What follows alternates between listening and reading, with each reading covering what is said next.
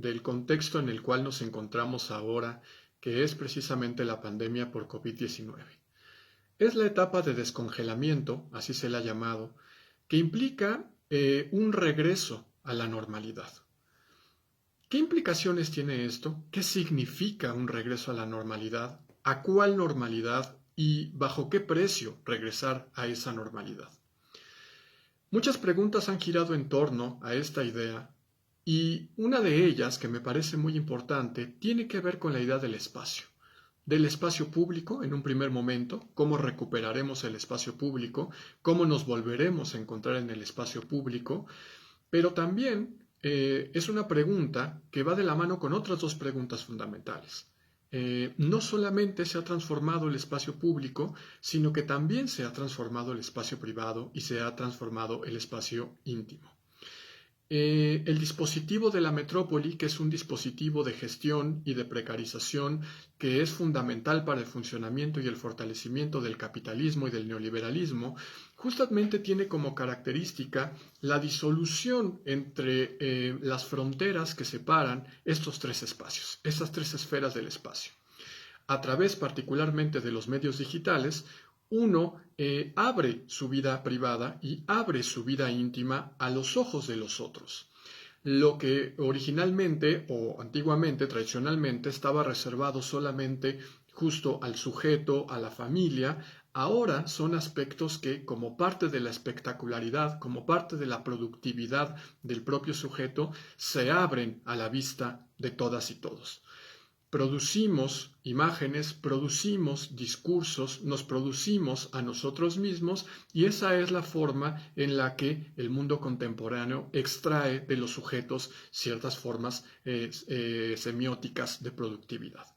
Muchos autores han profundizado en torno a esto, Franco Berardi, Sloterdijk, Byung-Chul Han, y justo ponen el acento en esta nueva relación que establece el sujeto con la colectividad, con las formas de productividad, con las formas de explotación contemporáneas y por supuesto con las formas de precarización. El dispositivo de la metrópoli entonces tiene como característica que disuelve las fronteras entre los espacios privados y los espacios públicos y por supuesto disuelve las fronteras también con el espacio íntimo. El espacio íntimo también se muestra, el espacio íntimo también se asoma, el espacio íntimo forma parte también del propio dispositivo que está precarizándonos y que de alguna manera está haciendo que produzcamos ciertas subjetividades. La productividad hoy no es solamente material, sino la productividad también es subjetiva, es la producción de las subjetividades. ¿Cómo va a transformar el espacio? Y eso será lo que pronto veremos. Quisiera retomar un aspecto muy brevemente que establece o que reflexiona Michel Foucault en un texto llamado Espacio, Saber y Poder. Es una entrevista que le hacen a Michel Foucault, en donde él está dando cuenta de una transformación fundamental que sufren las ciudades en el siglo XVIII. En el momento justo en el cambio a la exacerbación de las nuevas formas del capitalismo, la entrada a la modernidad, la entrada justo o el fortalecimiento de la construcción del espacio público, de la opinión pública, y que Michel Foucault logra dar cuenta que tiene un anclaje fundamental en el espacio, en la arquitectura.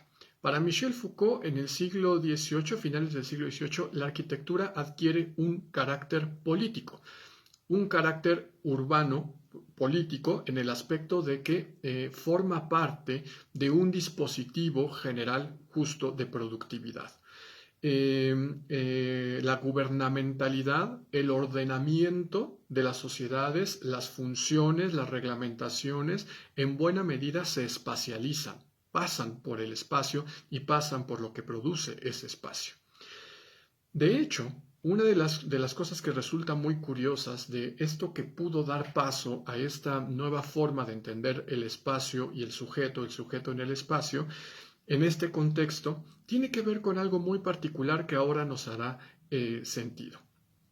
Dice Michel Foucault que la arquitectura adquiere una función específica, entonces en el siglo XVIII, que establece, y cito, lo que debe ser el orden de una sociedad, lo que debe ser una ciudad, dadas las exigencias del orden. Y dado que también hay que evitar las pandemias, evitar las revueltas, promover una vida familiar conveniente y conforme a la moral.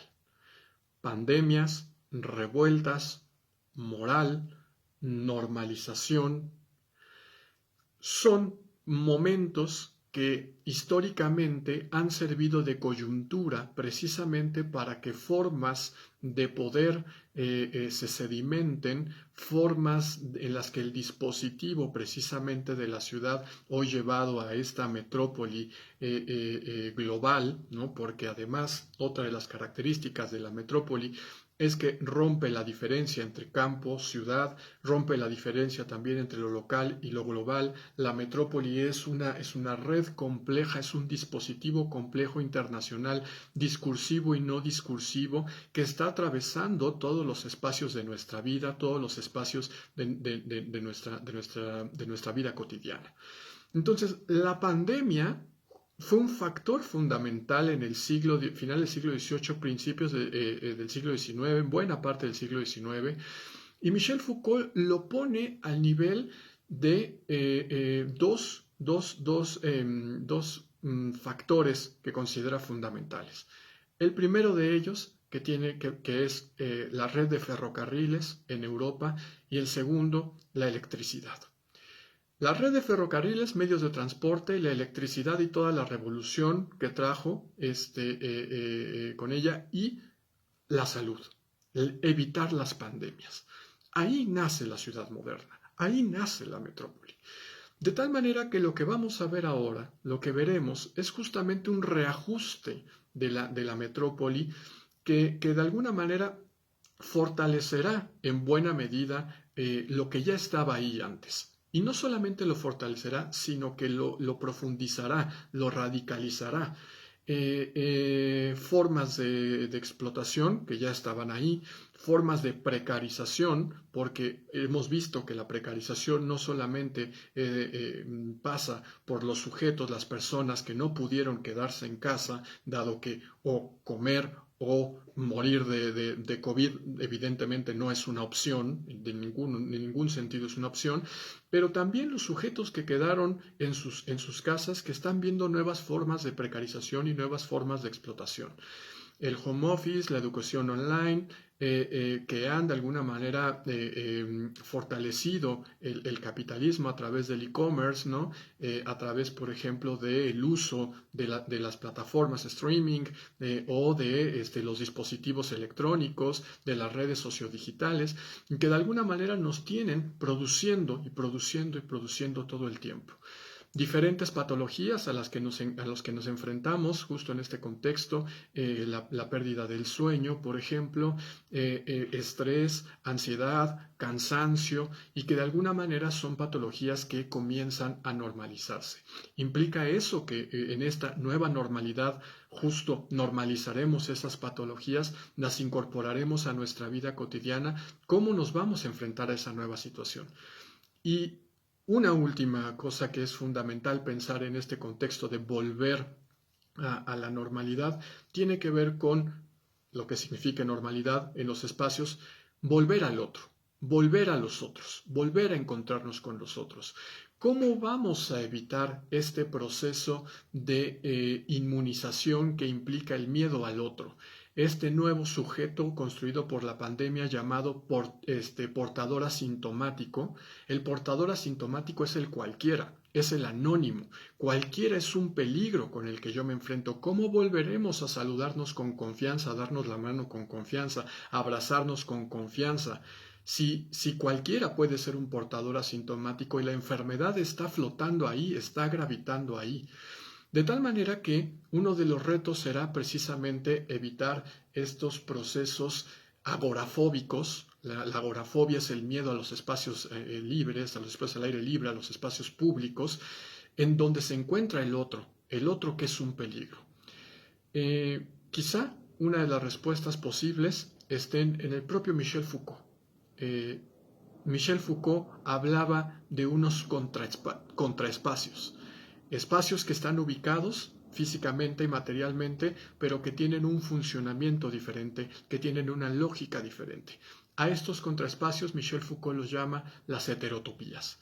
Y toda heterotopía tiene un contratiempo, un tiempo distinto al tiempo de la productividad, son los tiempos heterocrónicos. Entonces, tiempo distinto, espacio distinto, por ahí quizá esté el reto al que nos estaremos enfrentando. ¿Qué significaciones tiene esto? ¿Qué implicaciones tiene esto? Será sin duda algo que estaremos reflexionando en los próximos días.